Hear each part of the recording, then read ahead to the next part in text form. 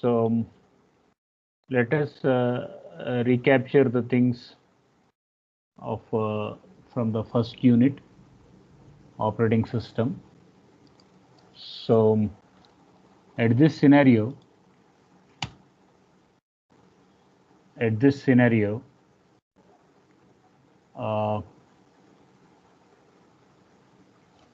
we have this option, history of operating system. So when coming to the history of operating system, we were talking about in the last class regarding the batch processing, etc. So this is how first generation computers with vacuum cubes, etc. Vacuum. So there, the first generation vacuum tubes were there, and they used to build up the first generation computers. And more or less, you can see here, it is with improved with 1950 that it goes with the second generation computers. So in second generation computers, the fundamental programming what they proposed was batch processing. So users, they are going to give up their jobs to the operating system. So at this position, we will call it as console here. So there is job 1, job 2, job 3 and job 4. Assume there is a batch called as Pascal batch, and there is a batch called as Fortran batch. So this is Pascal and this is Pascal. This is Fortran batch and this is Fortran batch. So now what operating system is going to do, it is going to divide it into batches. So program number 1 comma 3, it is going to form as a batch. Program number 2 comma 4, it is going to form after the batch. So then it executes batch 1 3. So after later on it executes batch 2 4. So one batch after the other, the things are going to be moved up. So that is where this batch processing has been in the scenario. So in the same time, after this third generation computers, so we have the advancement towards the multi-programming. So when there is an advancement towards multi-programming, so the earlier second generation and first generation, they are going to support uni-programming. They are going to support only the uni-programming. Uni in sense, it is having only one program. So one job at a time, the program it is going to execute. So what it takes up was, so one program is going to execute. It is not in a position to execute one more program. So the proposal was they went with an option called as pooling, that is simultaneous peripheral online. So what happens was at one input is going to even. Similarly, at another end, output is going to happen. So either input nor output. So if an input activity is going to take up, so CPU it is going to do the output activity. If an output activity is going up parallelly, this input event is going to happen. So you can see this word as simultaneous peripherals online. So they are not multiplexing the concepts of a CPU, but they are going to multiplex the concepts of an input-output devices. So later on, in the third generation computers itself, there is one more advancement, and that advancement it went to a concept called as multi-programming, and it went to a concept called as time sharing. So using the two concepts along with the simultaneous peripheral online, the third generation has been more robust, and that is the foundation where the operating system had its roots and had its control over the upcoming operating systems or upcoming programs, etc. So here you can see this multi-programming operating system.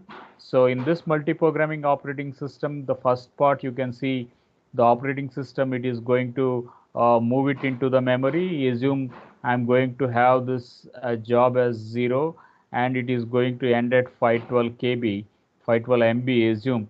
So, and assume the operating system is going to occupy some 200. So, assume job 3 is 0 to 100 and job 2 is 0 to 150, and this is about some 250. So, rest of the parts, that is right from 250 to 512, the operating system is going to have its position in the random access memory. So, the random access memory, it is going to be partitioned and it is going to accommodate job 1, job 2 and job 3.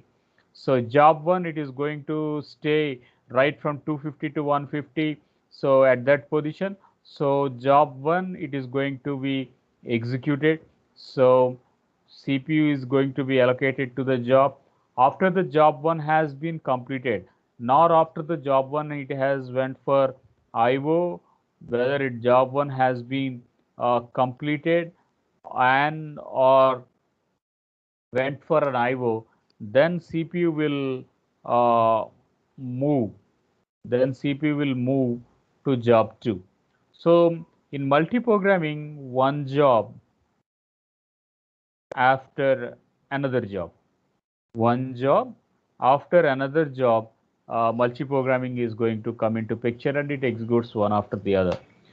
So the second one more concept in this operating system will be the time sharing operating system. So in time sharing operating system, people they have called it as a round robin. So in round robin all operating system, so it goes with a fixed time quantum. It goes with a fixed time quantum, and uh, this it is going to support multitasking. So it is going to support multitasking. So these are the different ways this second one, time sharing operating system, is going to call. It is a round robin fashion, it is a turnaround time, and it is going to support multitasking. So I can say P1 process P2 moves to process P3. After that, it again bounce backs to the process P1. You are already having the CPU scheduling algorithm as round robin, which you have already worked. So that is how this it is taking up. So now assume that the time quantum, it is fixed with some 10 milliseconds. So what happens? So first process it executes for 10 milliseconds. Later on it executes for 10 milliseconds, and this job it moves for 10 milliseconds, and this it goes to 10 milliseconds of process P5, P4, then 10 milliseconds to the process P5, and then it is going to move up. So in this way, it is going to move in a circular fashion. It is going to move up in a circular fashion, one after the other, and it is going to execute. But only the thing is, it is going to have some partial execution. It is going to provide only the partial execution, not the complete execution. Whereas this multiprogramming, it is going to do the complete execution of a process. It is going to do a complete execution of a process. But whereas this time sharing operating system, it is going to have a partial execution of a process. So up to first 10 milliseconds, how much job it has done, it does. Later on, it moves it, then it is going to move to process P2. Again for process P2, it does for 10 milliseconds, then it is going to move to process P3. Now, how these all implemented, etc., every process is going to have a process ID, and every process is going to have a process control block, and every process it is going to deal with some set of registers, followed by data, followed by stack, and followed by code and some extra segments. So everything it is going to be happening with this internal architecture, and it is going to do some swap in, or it is going to do some swap out. Altogether, it works within concepts called as some context switching. So it switches between process to process, it switches from job to job. If such is the case, then this multiprogramming it is going to use up these events. So the job which is going to be active, which is going to be taken up with the CPU. So where the CPU spending its time, then we are going to call that one as some active process. And absence of CPU or doing some IO waiting, then we are going to call that one as some passive process. So that is all the most of the inputs what a time sharing operating system is going to support these elements. So after the third generation computing, it went for the fourth generations. So earlier we are going to have some transistors. Transistors they were replaced towards gates, and then they are going to have some small scale integration, medium scale integration, followed by large scale integration, followed by very large scale integration. So the number of the number of uh, capacitors, so which are going to be inside the chip, those they are going to be more. That is where this large scale integration or a small scale integration it is going to be taken. So if it is a small scale integration, it is with 10 capacitors.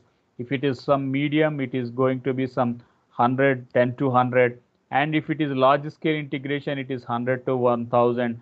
And if it is going to be very large scale integration, then it is going to be some 10,000 plus transistors. So there they are going to be inside a chip, and then they are fabricated inside the chip, and they support the process of the execution. So they are going to be part of the central processing unit, and they are called as a microprocessor, and they can be with 8-bit, 16-bit, 32-bit, 64-bit, so etc. As mentioned, it can be some 8080 Intel, 8085 Intel, 8086, 80186, 286, 386, 486, Pentium 1, 2, 3, 4, Core i3, Core i5, and Core i7. So the laptops what you are purchasing today, so they are now at the high end, which they are supporting some Core i3, i5, or i7. So earlier the RAM capacity was only in KBs, thereby it has an improvement towards in MPs. So half that is 512 MB, etc. So then it went for 1 GB RAM, 2 GB RAM, 3, 4, 8, etc. So now whatever desktop or laptop you are using, so now you can see your RAM size. So it is now you are on 4 GB or 8 GB or 16 GB RAM. So that is how the improvements in the technology has taken place, that too from generation to generation. So we people now we are going to be called as fourth and fifth generation time. So our inculcation, it is towards from 8080 or to 8085 or 8086, 8088. So that is where this operating systems are worthwhile.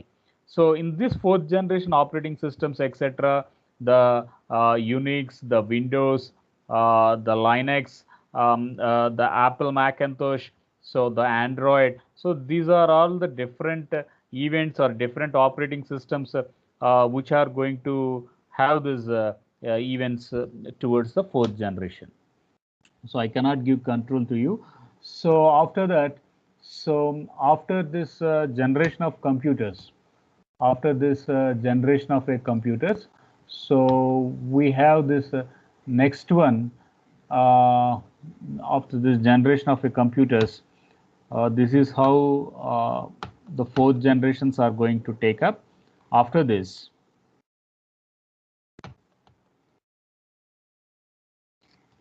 So the fourth generations, the main focus was the basics of a hardware and etc. The first generation, it is taken with electromechanical devices, and after the electromechanical devices in the second generation, it is replaced with a conventional operating system. After the conventional operating system has been done, then the batch processing. After the batch processing, it went with time sharing and multi-programming, that is with multitasking. And now in the fourth and fifth systems, we have distributed operating system, networking operating system. So those are all the now the present trending operating systems with cloud based, etc. So that we'll be having a discussion in another class. Okay, so I'm stopping the recording here.